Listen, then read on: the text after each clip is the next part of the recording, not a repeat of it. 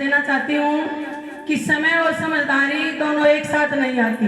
जब समय होता है तो हमें समझदारी नहीं आती और जब समझदारी आती है तब समय नहीं होता।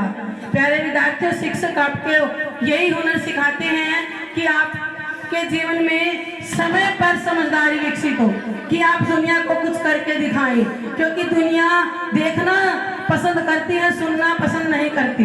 इसीलिए प्यारे विद्यार्थियों, जो सपने देखते हैं उनके लिए रात छोटी पड़ जाती है और जो सपनों को पूरा करते हैं उनके लिए दिन छोटा पड़ जाता है। आप वक्त के साथ खिलवाड़ मत करिए। जो प्यारे विद्यार्थियों आपको करना है वो आज से ही शुरू कर दीजिए। पढ़ाई में मन लगाकर अपनी पढ़ाई कीजिए, नहीं तो प्यारे विद्यार्थियों वक्त तय करेगा कि आपको क्या करना है। जो ये जरूरी नहीं है कि आपने कितना किया, ये कोई नहीं मानता। मायने ये रखता है कि आप कितना कर सकते थे अपनी क्षमता के अनुसार। प्यारे विद्यार्थियों, मैं रामायण के एक प्रसंग से आपको बताना चाहूंगी कि जब श्री रामचंद्र जी समुद्र पर पुल बनवा रहे थे लंका विजय के लिए, तब उन्होंने वानर पुल बना रहे थे। तब श्री रामचंद्र जी ने देखा कि एक छोटी गिलहरी है और वो मिट्टी पानी में जाती है, डुबकी लगाती है और मिट्टी में लोटपोट होकर के फिर वही क्रिया बार बार दोहराती है। श्री रामचंद्र जी ने उस गिलहरी को गोद में उठाया और उसको प्यार से सहलाया। आपने देखा होगा कि गिलहरी के पीठ पर धारियां होती हैं। कहते हैं कि वो धारियां तब बनी थी जब श्री रामचंद्र जी ने उसको प्यार से सहलाया था। श्री रामचंद्र जी ने उस गिलहरी से पूछा कि तुम ये क्या कर रही हो। उस गिलहरी ने कहा कि मुझे जल्दी छोड़ो, मुझे बहुत काम करना है।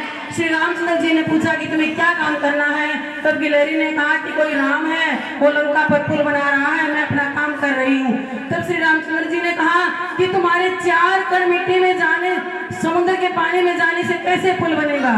तब उस गिलहरी का जो जवाब था वो बड़ा ही लाजवाब था। उन्हें कहा कि मैं अपनी क्षमता के अनुसार काम कर रही हूँ, जितनी मेरी क्षमता है उसमें मैं कोई कमी नहीं छोड़ रही। तो इसीलिए प्यारे विद्यार्थियों, अपनी क्षमता से बढ़कर आप काम कीजिए, तभी आप जीवन के उच्च शिखर पर जा सकते हैं। आप अपने माँ बाप का नाम रोशन करें। कोई आपके माँ बाप को ये ताना ना मारे कि आपका लड़का तो बुरी कंपनी में, बुरी संगत में रहता है, या आपकी लड़की तो बड़े ही बिगड़ैल है। अगर पहले विद्यार्थियों ऐसा होता है तो आपके माँ बाप की इज्जत जो उन्होंने बड़े वर्षों में कमाई है वो बिल्कुल जीरो हो जाएगी और वो उनके जीवन में आपके लिए कोई मायने नहीं रहेगा। इसीलिए प्यारे विद्यार्थियों, आप बहुत अच्छे बनिए, यानी अपने चरित्र को अच्छा रखें, अपने व्यवहार को अच्छा रखें। आप कामयाब होने का मतलब ये नहीं है कि आप महीने के 10 लाख रुपए कमाएं, चाहे आप 1 लाख कमाएं, चाहे 50,000 कमाएं, लेकिन उस काम से दूसरे की हानि नहीं होनी चाहिए, उसमें किसी की बद्दुआ नहीं होनी चाहिए,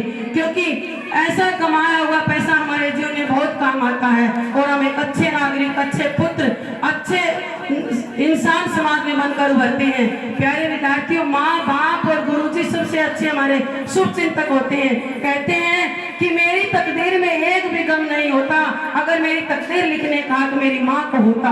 तो इसीलिए हमें अपने माता पिता और गुरुजन का कहना मानना चाहिए, उनका मान सम्मान करना चाहिए। हमें कोई भी ऐसा कार्य जीवन में नहीं करना चाहिए जिससे हमारी वजह से, आपकी वजह से माँ बाप की आंखों में आंसू आए। और प्यारे विद्यार्थियों, आप अपने कार्य क्षेत्र में हमेशा यूं ही आगे बढ़ते रहें, क्योंकि हमारे पास समय बहुत कम है और हमें कदर करनी चाहिए। जो समय की कदर करेगा वो बच्चा बहुत आगे निकल कर जाएगा। पुनः मैं आप सभी को हार्दिक बधाइयां देती हूँ। धन्यवाद।